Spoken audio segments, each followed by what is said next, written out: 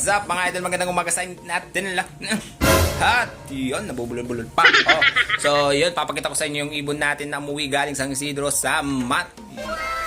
So color yung ibon natin na umuwi galing San Isidro sa Samar din. Papakita ko din sa inyo yung Impacta face na yan, nadagit natin kahapon. Parang kalapati na ex-machina yun mga idol. Napakaganda. Pero yung paa niya kasi parang balda. Pero sasauli ko yun sa tropa natin. So kilala ko yung may-ari nun. Parang Impacta lang yung ibon mga idol. So napakaganda. Baka naman pag hip bar. Yuck! So tara, papakita ko sa inyo yung video muna. Ng video kahapon na umuwi na ibon natin. So may pang off color na tayo sa South ngayon. So yun yung ibon ko na pinalalabang sa off color dati. Sa pooling of color. So ilang beses mga nanalo na din yon sa off color, kaya ilalabang kulit siya. So umuwi siya kahapon. So ito yung video. Let's go. Hey, what's up guys? Magandang hapon.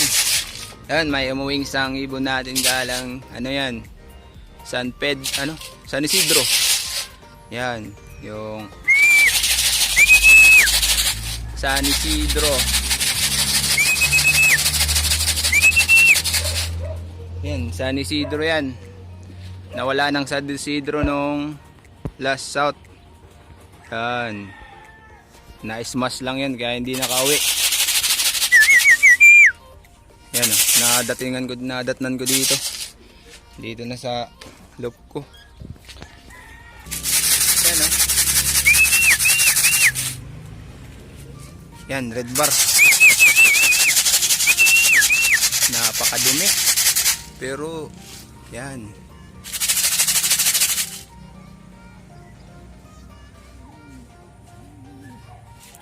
Ito yung nananalo ko sa off color dati. Kaso nawala ng San Isidro kasi na-smash. Buti nga may umuwi pa. Yan o. Hey guys, yun mga idol, yan o. So antayin ko na lang mamayang pumasok. Yan. Nawala yan ng San Isidro, Samar. Nung smashan South. Yan no. Yon, magandang hapon mga idol. Pumasok na nga yung ating San Isidro finisher. Yan no. Grabe. Tapos maya maya. So Pride ngayon Saturday, kargaan nun. Karga natin yan sa second lap derby Pagbilao. Yan. So salamat, may umuwi pang San Isidro. So itong ibon na to ay na-smash doon sa San Isidro Samar nung nakaraang South, nitong natatapos lang. So susubukan ko ulit siyang ilaro kasi yung full sister niya sa tropa natin nag first overall champion young bird category. So parehas na kulay din. Na smash race kasi ito nitong natatapos sa South lang kaya di nakauwi. So buti nga umuwi pa siya. Yan mga idol. Yan. Ito na nga yung ibon nating umuwi galing San Isidro sa Mat. Yan So may stamp pa. Yan. So napakadumi.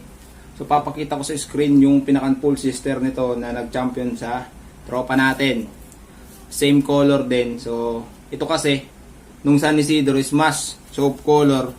Panigurado ko nabasang to, mabilis kasi mabasa yung off color. Kaya sigurado na smash. So kahapon nga umuwi tong ibon na to. Yan. So di naman siya payat. Yan, di payat to. Tapos mataba eh. Mukhang yung nakahuli maalaga naman kaso napakadumi kasi mukhang palaging hinahawakan. So papaliguan ko to bukas. Tapos pakapaligo, flashing, paligo, tapos purga. So nakaseparate na to sa loop ko kasi baka may dalang sakit. So ito nga yung ibon natin galing San Isidro Samar. Ayan.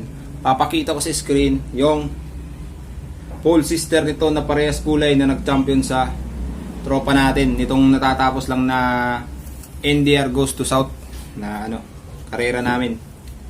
So by second week of December, yun lalaro ko ulit to. So nanalo din to sa pooling noon sa pinupuling ko to sa off color dati. So nakapanalo na to, nakaranas na tong maka-take all ng pulling sa off color. So kaya ilalaro ko ulit to sa darating na South kasi alam kong itong ibon na to magaling to eh.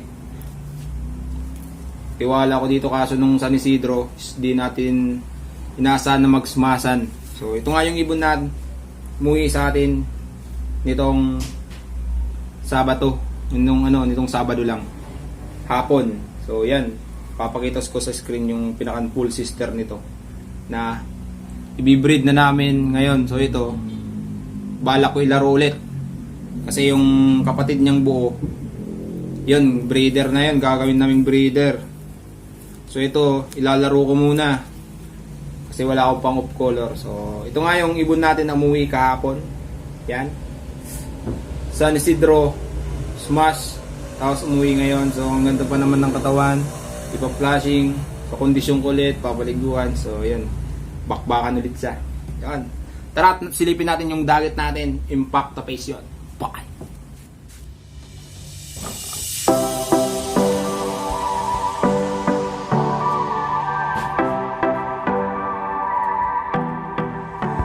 Hey, sup mga idol! So kinuha ko na nga yung dagat natin kahapon. Yan. Yan o, kung makikita mo parang impact the face. Yan o, parang kamukha naman itong laban ni X-Magina. Yan o. So sa tropa nga natin to. So naka-perso ring kasi yan. Perso ring kay Gerald Garcia. Yan, North ring. Yan. Tapos So pasensya na sa kamay ko kasi sa shop ako nagtatrabaho. Yan o, naka Cebu Challenge Sharp. Grabe o, gandang kalapate. Yan, sasauli na tropa to. Kasi pag hindi sa atin, wala talaga, dapat isauli kasi hirap makarma. Yan o, kitang-kita nyo naman. Nadagit ko to kahapon. Dinagyan ko ng tubig yung lagay ng tubig, tapos lumapit ka agad, uminom. Yan, payat na payat kasi oh. Siguro mga ilang araw na itong nawawala sa tropa natin. Grabe oh, tingnan mo yung muka. Grabe, sana may lahat. May ibon na ganito. Yan oh, impact the face. Ganda pa ng pakpak, ang lalapad.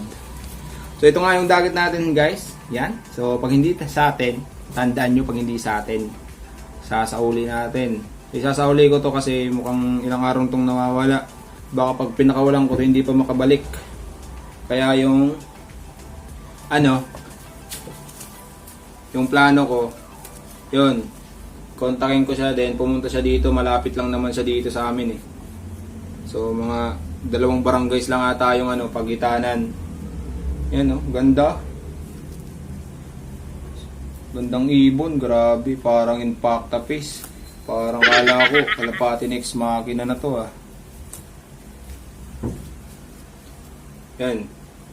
So ito yung dagat natin. So yun na nga mga idol. So ito lang sa araw na to, yung moving ibon natin galing San Isidro. Tapos itong dagat natin na parang impact the face ni Ex Machina.